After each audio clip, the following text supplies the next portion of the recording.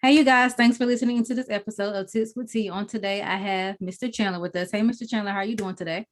Doing well, just living the dream here. Excited to chat with your listeners and hopefully give them some value. Awesome. Well, we look forward to the value. So, thank you so much for being a guest on the show today. So, just tell us a little bit more about yourself and what you do.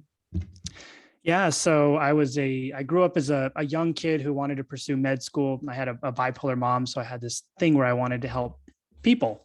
Mhm. And along the way, I kind of recognized that sort of in the medicine field, it's less about long-term care and more about giving pills often. And it's not a shot at doctors or anything. It's just the way the system's organized. And so I broke off and I was able to open up a facility we call Stone Age Fuel. We had a brick and mortar, and over the course of working with like 3 or 4 thousand people, I kind of started to recognize that there was 6 areas people could get better, and it was mental health, social health, sleep, nutrition, fitness, habits. And then along the way, because we had such a high level program, I was always conflicted with my sales process because a lot of sales coaches told me, oh, you have to be aggressive, you have to manipulate people, you have to do all these close techniques. And so I started organizing a process I called compassion conversations, where we can help people sell their high end services in the health or transformational field without feeling aggressive, being manipulative, or being salesy. And ultimately, that's allowed us to grow to fairly high level businesses that still exist to this day. And we've made some adjustments and changes with COVID, but we've been able to stay abreast and stay crushing it. Awesome. So, how would you say your entrepreneurship journey was for you? Yeah, I would say it's a squiggly line. It's all over the place. I think in the beginning, I was a young kid coming out of med school and I didn't recognize that there is no right way to do it. Or there's no like training. So, like our first year, I was basically living in our brick and mortar facility. And Mhm. then I had to kind of recognize how to remove myself from that equation, how to hire staff, how to create systems, how to adopt SOPs, and then how to manage finances appropriately to not just allow the business to be profitable, but allow the business to make investments in other vehicles that are profitable as well. Awesome. So, I know me and you, we had talked before, and COVID hit. So, how were you able to scale? Because you have a gym, correct? So Yeah.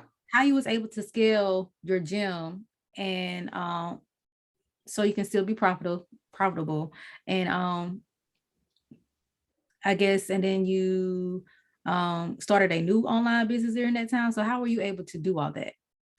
Yeah. So in 2013, we opened our brick and mortar. And then in about 2016, 2015 ish, we started delivering our services online.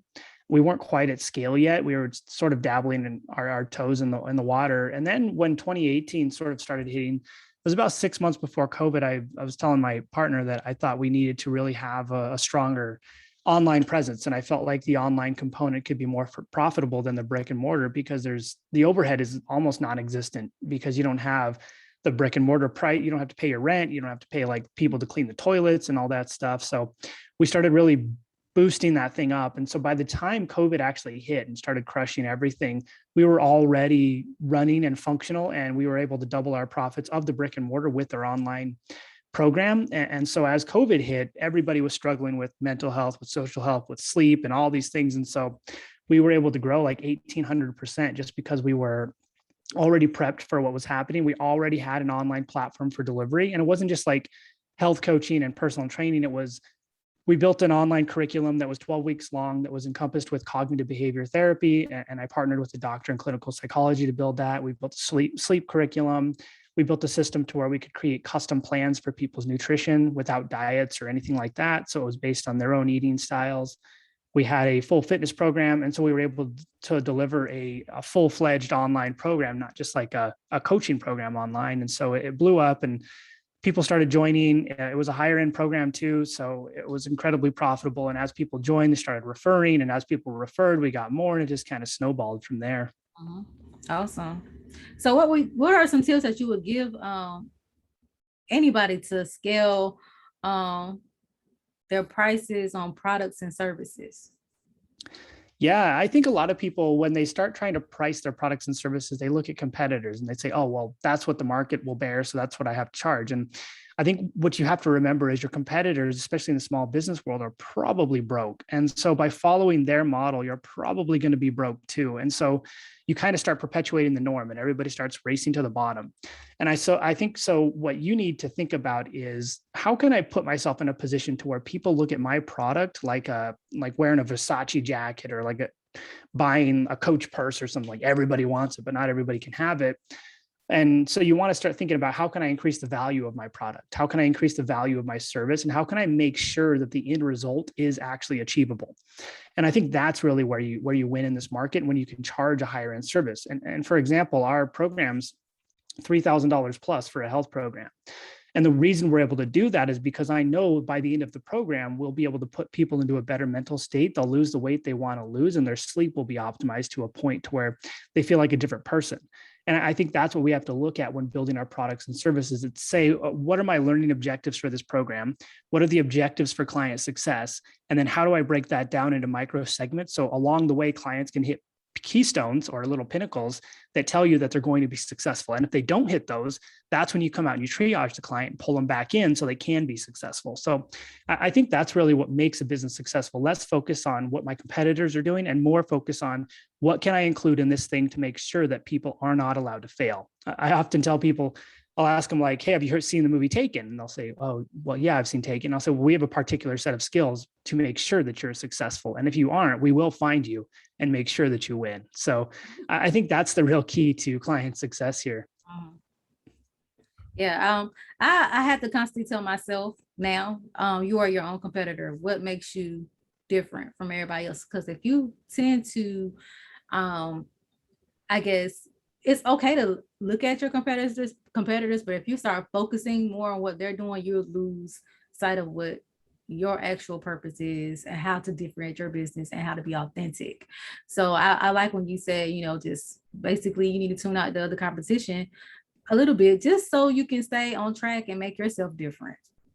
Yeah, exactly. And I think that's the key. And as you grow, you'll find too, if you do follow this style, your competitors will end up copying you. And a lot of people will get mad about that. But for me, it's like, hey, awesome, I'm changing the industry. So now they're copying me and I've already reinvented myself. So they're the previous version. So it allows me and forces me to continuously improve and chase excellence on my end, rather than sitting there and being stagnant. And I think that's another big point where entrepreneurs really fail, is ego.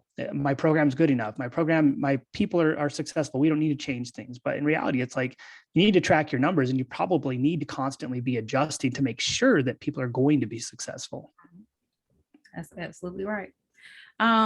So what are some things, because it's, the pandemic, we're still kind of in it with these, COVID cases. So I guess, what are some things that you would give, or advice that you would give to entrepreneurs to help them take care of themselves during this time? Because it can be very stressful during this time to manage our business and to stay healthy. So what are some stuff that we can do? Yeah, I think the first thing that we do, and we work with entrepreneurs a lot on, is what we call the brain code rewire. So rewiring yourself away from the mentality to where you sort of work 24/7 and you start to feel burned out. And you look at certain industries like healthcare, especially, people are incredibly burned out right now. And before the pandemic, people were burned out and they just didn't recognize it yet. And so now I think what's happening is we're starting to see people not really wanting to work 2 or 3 jobs, not wanting to kill themselves for a living. And I think it's perfectly fine and acceptable to be in that zone, because you learn that you have to take care of yourself first. And in entrepreneurship, what I think happens to a lot of people is their personal problems become really big business problems. And so part of this is organizing yourself to be able to manage and mitigate damage before it happens. And that's like organizing your day. Like when I wake up, I'm not looking at my phone in the first 3 seconds of when I wake up. I'm not like this with one eye closed, falling over. I wake up, I'm doing my morning routine. So what does your morning routine look like? What do you like to do? What would bring you calm in the morning? You don't have to be like a meditating guru, but you can do like a little bit of yoga. You can work out. You can just sit there and stare at the sun, read a book, but do something other than work as you wake up to prime your brain for a better day. And then I always organize my day into blocks. So I'm doing this, and this, and this. And then once the final block is over, I'm done for the day, and I'm going into my evening routine that allows me to calm down, that allows me to cool down. And at this point, electronics like my laptop and my work stuff, they get locked into another room and they don't come out till the morning. And so that gets you away from the concept in entrepreneurship to where you're sitting in bed, like working on your laptop. I have to work 24/7. When in reality, that's just going to be there tomorrow. So it's not like nothing's going to really change. And the more you allow yourself to maintain this level of consistency, I think the longer you can maintain work without burning out, and it puts you in a place to be a lot more creative and a lot better at what you do. Yeah, it does. It really does.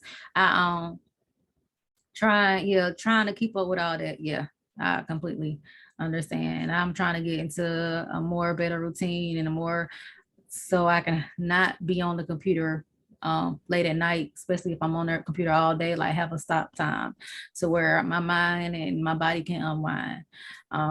So I can sleep better at night, because we get too much blue light, as they call it, we don't sleep well at night.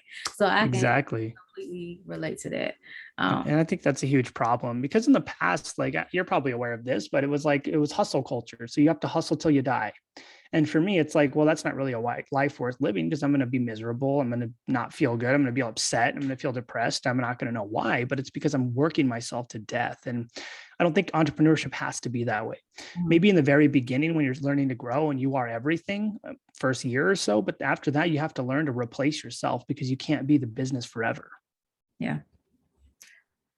Well, Chandler, thank you so much for being a guest on the show. I highly appreciate you. I'm going to share your social media handles so you can tell our listeners how they can get in contact with you if they would like to do so. Perfect.